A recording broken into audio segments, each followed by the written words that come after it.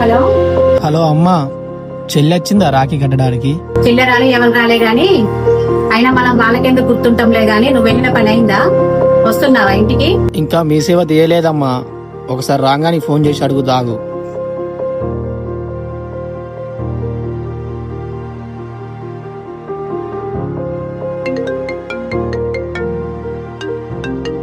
Hello Sai చెప్పరా. అరే రాకేష్ అన్న ఇంకా మీ సేవ తీయలేదేంట్రా? అరే ఇవాళ రాఖీ పండగ కదరా, హాలిడే కదా, అందుకే తీయలేదు అనుకుంటా. ఓహో ఈరోజు పండగ కదా, నాకే గుర్తులేదు. ఎందుకురా, మీ చెల్లి వచ్చింది కదా రాఖీ కట్టడానికి, నీకు రాఖీ కట్టలేదా?